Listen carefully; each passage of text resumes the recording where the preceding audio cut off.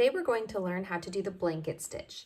Now the blanket stitch is a simple hand stitching technique that is great for closing up two pieces of fabric together, but also it makes a really decorative, nice look.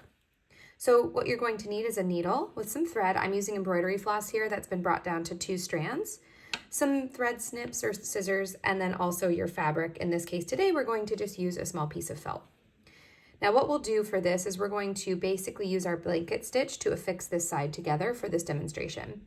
So anytime you're adding your needle and your thread to the blanket stitch to your fabric, you want to hide your knot inside so you don't have to worry about it later showing up on the outside of your project.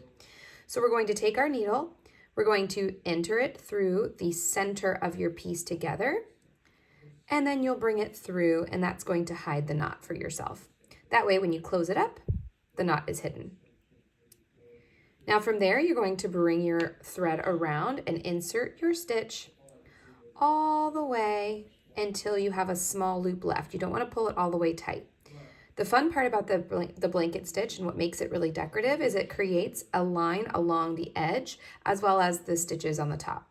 So you're going to insert your needle through that loop, pull up, and then just tighten it a little bit. So that's our first stitch. Now you're always going to be entering the needle and exiting the needle from the same direction. So in this case, we're going to come back around. We're going to enter our needle through the front of this fabric, and then we're going to bring our thread from the back behind and bring this through.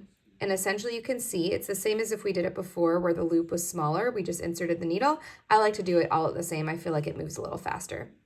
And then you pull that tight, and you can start to see that your stitch is showing up on that back. Now again, we'll bring it through, so stitch about the same stitch length, up and through that loop, and pull a little tight.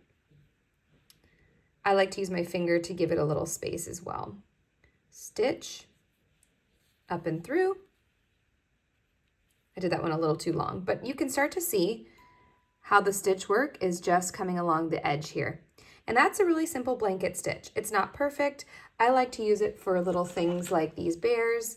You can see that it creates a nice little edge around. And I like mine to look a little bit more organic, so I don't really worry about how quick my stitches or how close my stitches are together.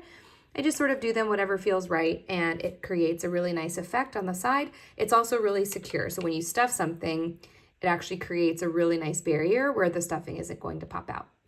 And that's how you do the simple blanket stitch.